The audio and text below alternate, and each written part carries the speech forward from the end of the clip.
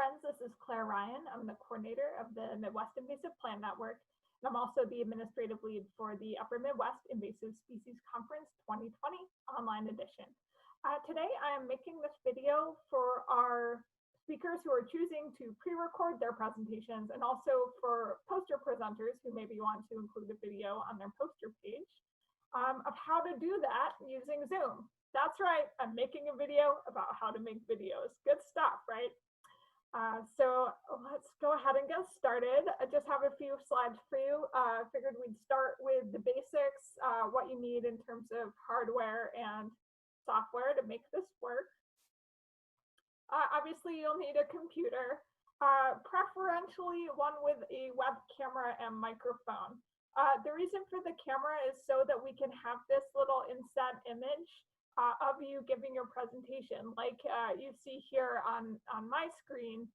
It really is just going to bring the presentation to life a little bit more. It'll integrate it better with our live presentations, and yeah, we get to see your smiling face. What could be better than that?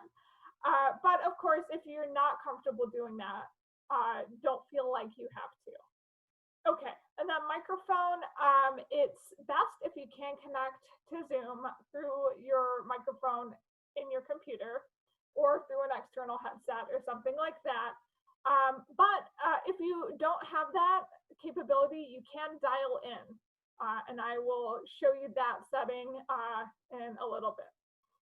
Okay, you will need a reliable internet access of a reasonable speed in order to record in Zoom. If you have an older computer or you have concerns about your internet speed, it's always a good idea to close other programs or online applications before you start recording. You do need to have access to Zoom. As people probably know at this point, Zoom is doing free accounts that will provide the capability you need to record a presentation for UMISC. However, if you do not have or do not want a Zoom account, that's totally fine. You're welcome to use ours. You just want to email me on the email on the screen there to schedule it. I don't need a ton of lead time or anything like that. It's usually available for you to use. Just let me know. Of course, you're going to need a well-rehearsed presentation. I will say the better you can rehearse it and the less editing needs to be done is going to be to your advantage. I will show you a tool a little later that is a free download video editor that anybody can use to edit their videos. The flip side, though, is it's just a time-consuming process. So you do definitely want to have it well practiced, and then a quiet space for at least the 30 minutes you're going to need to record your presentation. And this is something we cannot take for granted. You know, we're recording our videos from home. If you're struggling to find quiet time, I feel you. You know, there's an 18-month-old child running around this house somewhere. So just some specifications about the video files in particular. So we do need to receive your video in a standard video file format. Zoom is going to record it in MP4, I believe, but if you go in and edit it using any kind of software, please just make sure you save that edited file in some standard format that we're going to be able to use. So if your presentation is part of our oral program, you're really ideally shooting for just 15-minute presentation. Which will allow a few minutes for dedicated question and answer in the live session. However, your video can be absolutely no more than 20 minutes unless I've told you differently. Essentially, the moderators are going to cut your video off at 20 minutes to keep the concurrent sessions concurrent, no matter where you are in your presentation. So please don't send us videos that are too long, or else they'll just end awkwardly.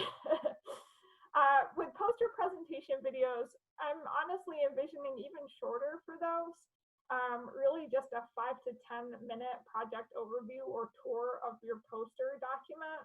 However, if you want to do something longer for a poster, you can. There honestly is no upper limit in terms of time limit on what you can do. Just keep in mind, people at the conference are going to want to look at a lot of posters during the poster session, so probably best not to make it super long. Let's take a quick look at the Zoom controls. So you want to make sure your audio and video are working and set up how you want them to. So when you actually join a Zoom meeting, it often gives you these pop-up prompts like what you see on the left here. Certainly always I get the prompt about audio. And the default generally is to join with computer audio. So all you need to do, if you're okay with that, is click the blue button, join with computer audio. You can test your microphone and speakers here.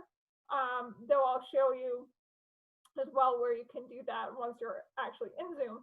If you don't have the ability to do these meetings with computer audio, here's where you press to do a phone call. It's going to then give you the numbers. And I think it'll give you several numbers. Just choose one. Probably call with your cell phone so you can put the phone down next to you and not, be holding it while you're giving your presentation and recording it. Okay. If you miss this part and you end up in Zoom and you need to adjust or test your microphone or camera, you're gonna find those controls to the far left of the control bar. These are the icons for the audio here, for the video, and you just click on these little carrots to bring up the controls and the testing. So it's pretty easy once you get used to it. All right, Zoom controls screen sharing. There's generally a button in the middle of your control bar that appears in green that says share screen. And as you might guess, you click on that. You want to do this before you start recording, incidentally. So when you click on share screen, you get a window like this. And usually it defaults to sharing your screen. So, and that's going to share any application that you have open on your computer as you look at it in Zoom. And this is the option you definitely need to choose if you're going to be using more than one application during your presentation. However, I think a lot of oral presentations are probably only oral presenters are only going to be using PowerPoint or Google Slides, and then probably a lot of poster presenters are only going to be using Adobe or an image viewer of some sort. So if you just want to share the one window, you can do that as well. You would just click on it down here, whatever application it is you want to use, and then go to share. But like I said, I'm actually going to jump out of PowerPoint in a minute and show the web editor or the video editor. So share screen. And the other control I wanted to point out is this one down here.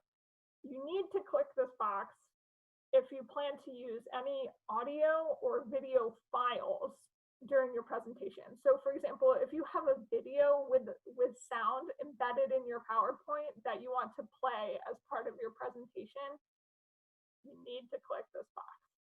Otherwise, it will show the visual part, but there will be no sound.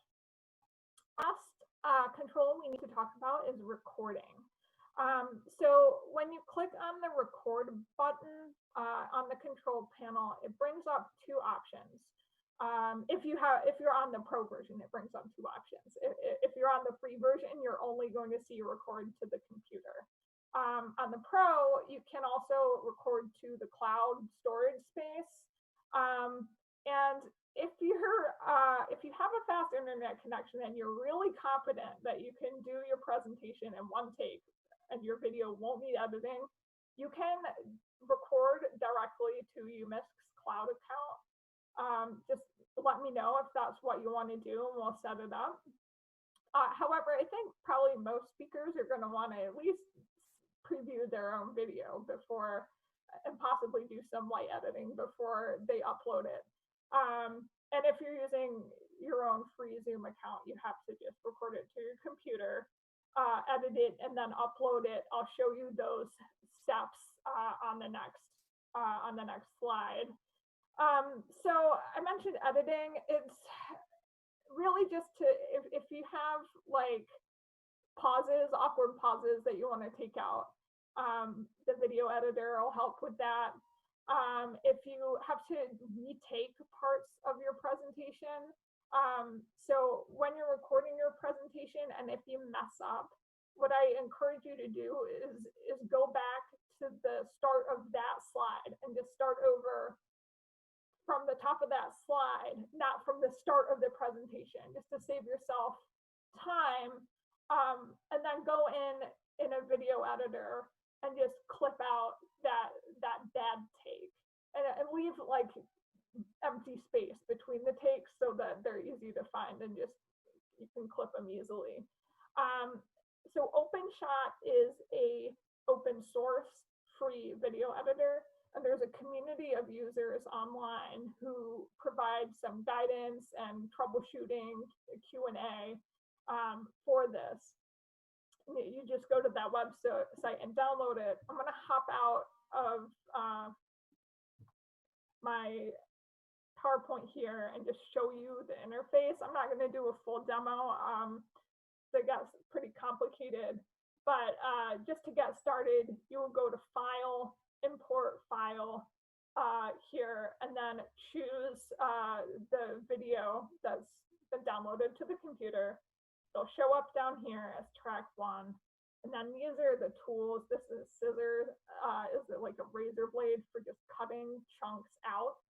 And this is used to kind of flag areas of the video and create kind of section breaks. And then you can move and delete sections that way as well. So yeah, I encourage you to use that. If you have paid video editing like Adobe Creative Suite, certainly that's going to be better and easier to use probably. And if you can call in a favor of a colleague that does video editing and owes you a favor, it's probably worth it. This can get pretty painful. Anyway, back to my last slide. Just so uploading your video. The UMISC team will send you a Dropbox upload request link by September 18th of 2020. That's a Friday. And then you can use that link anytime after that to send your final video file as you want it integrated into the conference to us. It may take a long time to upload that video on a slow internet connection. So you're either going to want to get somewhere where you have a faster connection just to upload the file, or you might need to leave it overnight or for a few hours to get it up. We do have a firm deadline to get these videos to us, and that is October 16th of 2020, 2 weeks before the conference. We need that time. Honestly, we need it to get the videos where they need to be to the moderators of the right session and integrated properly with the live presentations. So please don't think you can upload your video the morning of your session and think that's going to go well. I promise you it won't. So please get them to me early and you will be my best friend. If you need help, I am here for you. Like we don't want to make this a painful process. Please just email me here and we can set up a time to talk in Zoom or on the phone or however, whatever makes sense for you. And I want to thank you so much for being part of our program. And